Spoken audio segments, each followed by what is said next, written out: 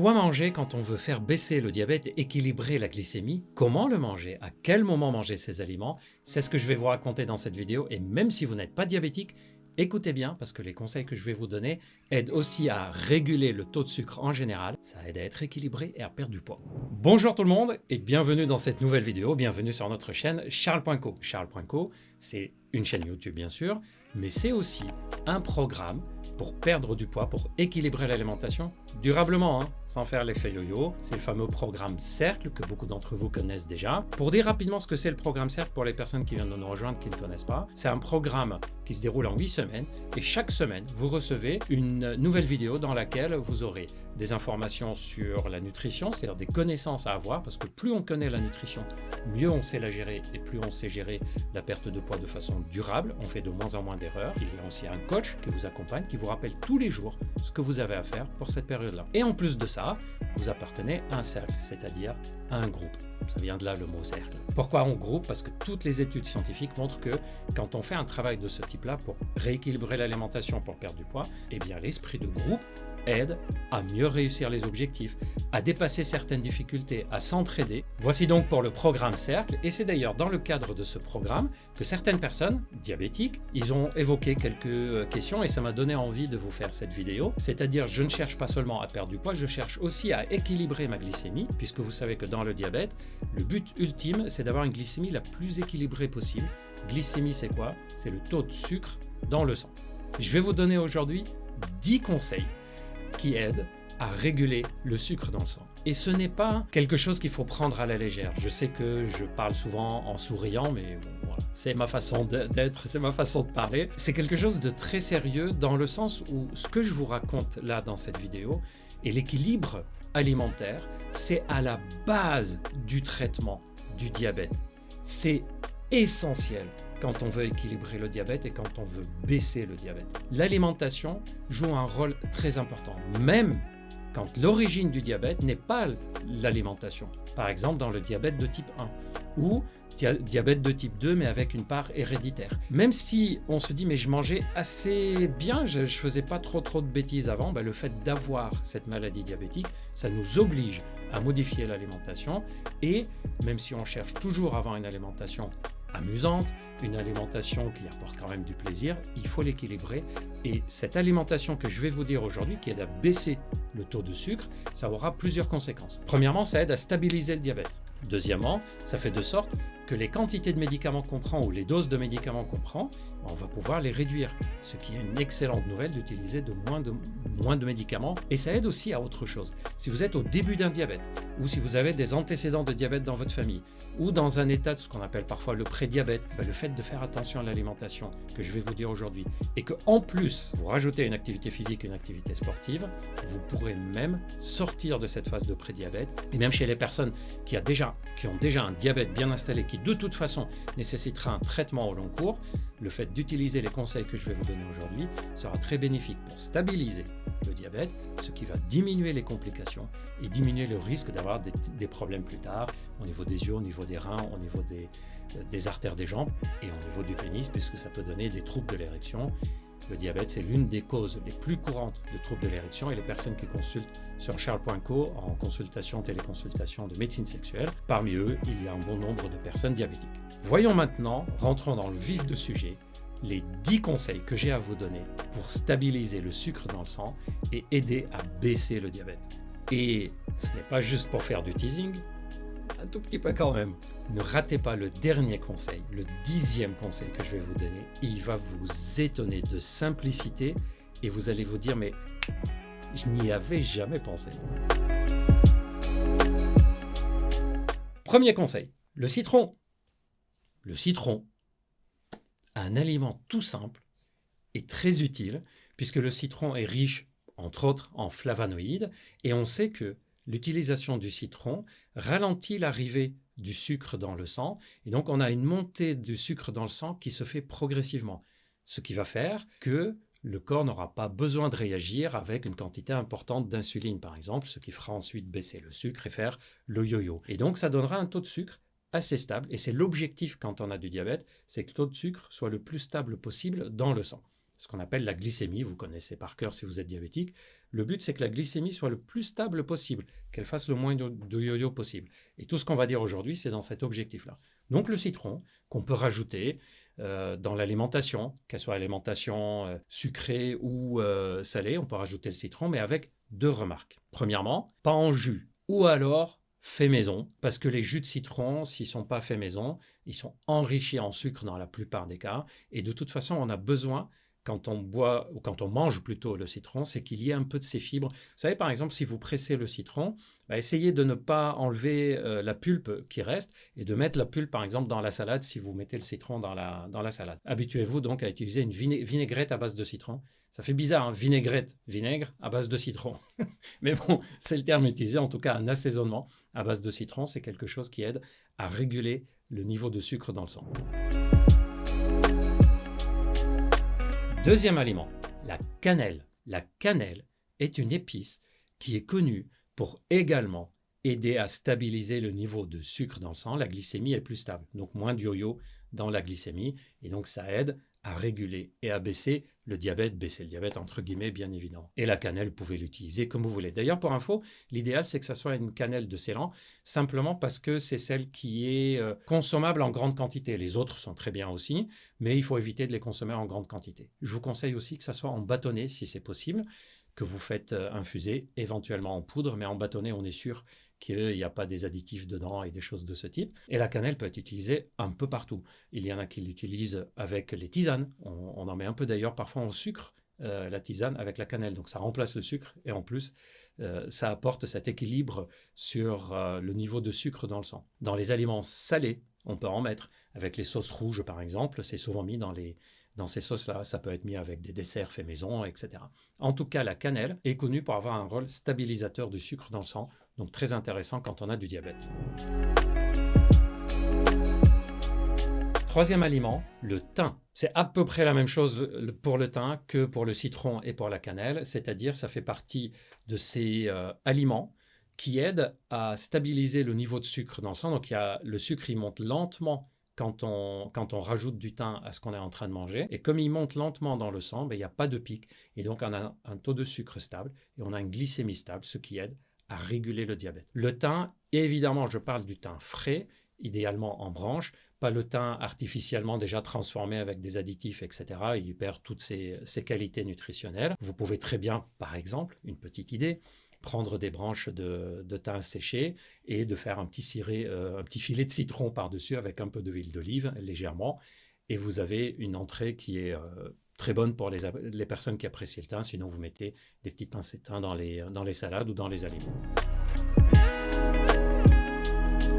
Quatrième type d'aliment, les oignons et l'ail. Là aussi, ce sont des aliments avec d'ailleurs, je peux rajouter les choux, ça fait partie des mêmes qualités, mais les oignons et l'ail aident à stabiliser là aussi, et c'est toujours le même objectif, stabiliser le niveau de sucre. Et donc on a une montée peu rapide du sucre dans le sang, donc on a un diabète qui reste équilibré, et on peut parler d'un diabète qui s'équilibre mieux, une glycémie mieux équilibrée, si on consomme des oignons et de l'ail, idéalement plutôt cru, en tout cas pas trop cuit, mais même cuit, ça continue à apporter quelques valeurs nutritionnelles. C'est quelque chose qui est très présent dans l'alimentation méditerranéenne, d'ailleurs,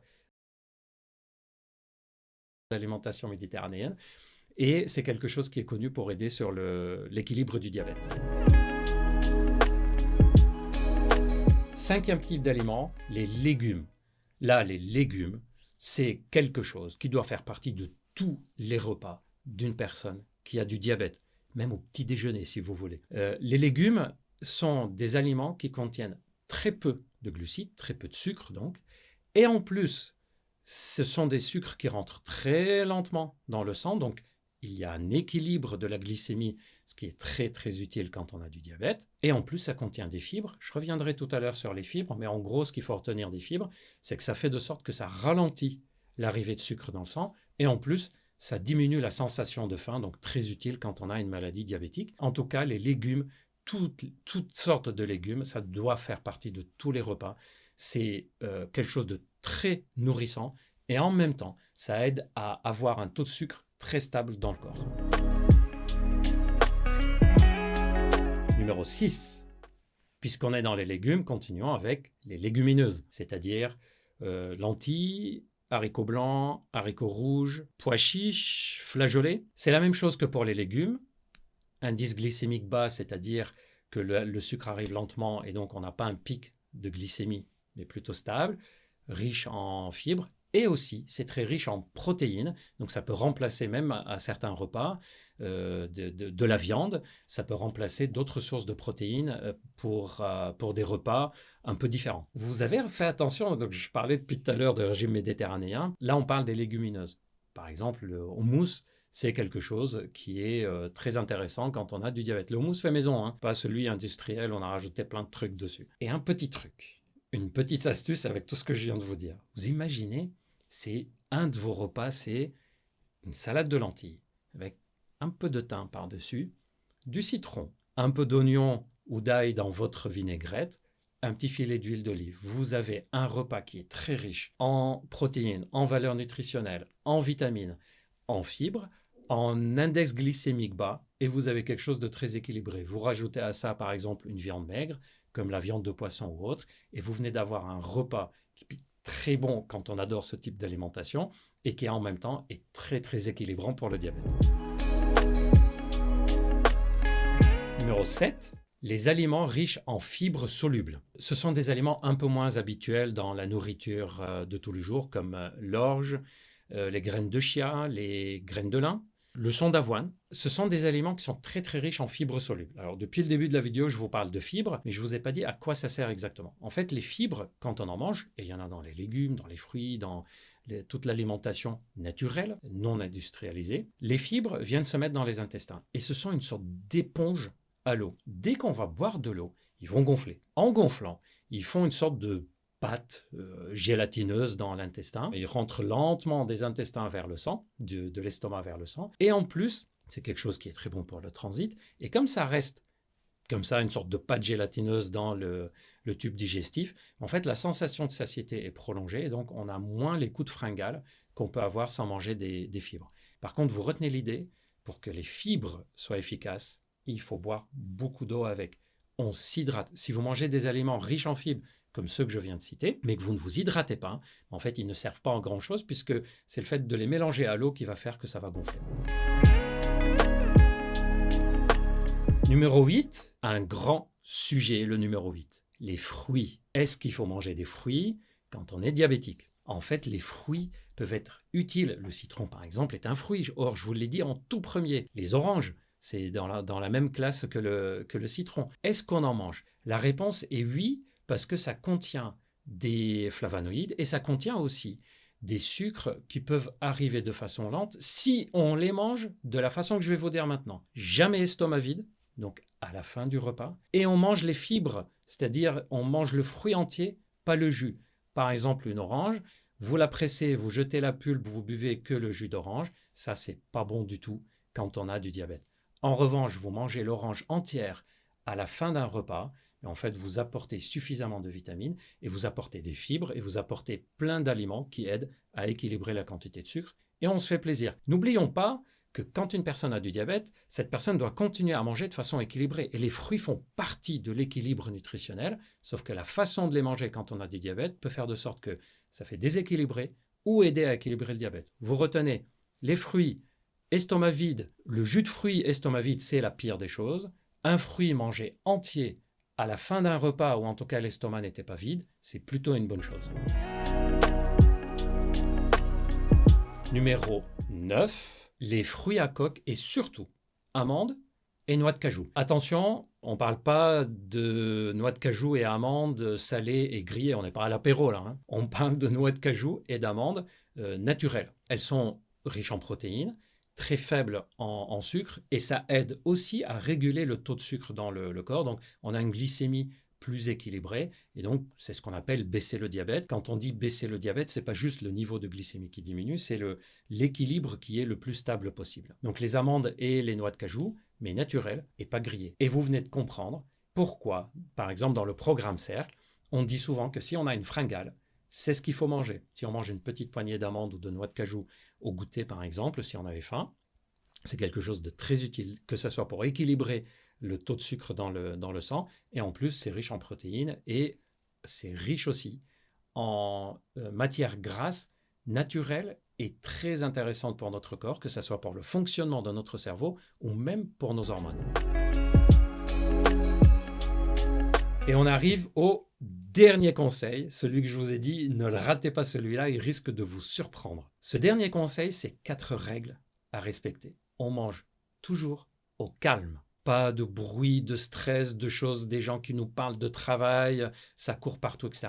Au calme. Deuxièmement, on mange le plus possible assis, au repos, à table, un plateau, sur un banc, plutôt qu'on est en train de marcher, ou par exemple, on est en train de bouger et de manger en même temps. Troisièmement, on apprécie ce qu'on est en train de manger, c'est-à-dire on prend conscience. Par exemple, vous croquez, vous vous dites, ça c'est, il y a telle épice dedans.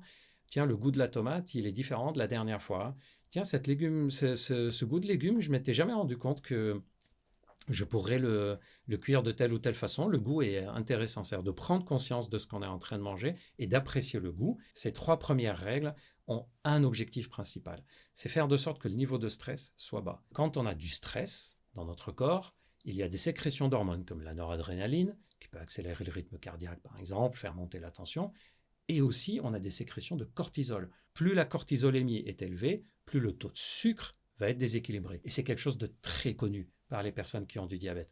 Les personnes diabétiques, quand ils savent qu'elles vont prendre un traitement par cortisone, elles savent aussi que le diabète risque d'être déséquilibré. Les médecins le savent. Tout le monde sait qu'un traitement par cortisone, ou en tout cas l'élévation de la cortisone dans le sang, va déséquilibrer le diabète. Et donc, il faut éviter ce qui augmente naturellement le cortisol, dont le stress. Donc vous retenez l'idée que plus vous mangez au calme, tranquille, ambiance détendue, assis, pas en mouvement, et que vous prenez le temps d'apprécier, de se faire plaisir de ce que vous êtes en train de manger, et plus vous allez baisser votre niveau de cortisol dans le sang, et donc plus équilibrer le diabète. Et 4e règle, mâcher, mâcher, mâcher. Les personnes qui font le programme Cercle ont un défi même à un moment d'apprendre à mâcher 5 fois du côté droit, 5 fois du côté gauche avant d'avaler. Pourquoi mâcher? Parce que ça permet à la salive déjà de jouer un rôle de digestion, et donc quand les aliments arrivent au niveau de l'estomac et dans le tube digestif, il y a déjà une prédigestion qui a eu lieu, et donc ça favorise le fait que les aliments soient absorbés de façon plus efficace, de façon plus lente, d'éliminer ce qu'il faut éliminer, de ne pas être en difficulté pour digérer, etc. Et tout ça, ça aide à équilibrer le diabète. Plus notre tube digestif fonctionne bien, plus le diabète sera équilibré. Vous rajoutez à tous ces conseils que je viens de vous donner une bonne activité physique sportive, et vous venez de rendre un énorme service à votre diabète, vous venez de rendre un énorme service à votre corps. Et si vous n'êtes pas diabétique, vous venez de rendre un énorme service pour éviter ou retarder l'entrée dans le diabète. Voilà, j'espère que cette vidéo vous a plu, que vous avez appris des choses dedans. N'oubliez pas de la liker, commenter, partager si vous pensez que ça peut être utile pour d'autres personnes. N'oubliez pas de vous abonner si vous n'êtes pas encore abonné. J'ai encore plein de vidéos à vous dire. N'oubliez pas donc d'activer la cloche de notification. Vous serez au courant de toutes les vidéos qui arrivent. Merci de m'avoir écouté jusqu'au bout. Prenez bien soin de vous et à très vite.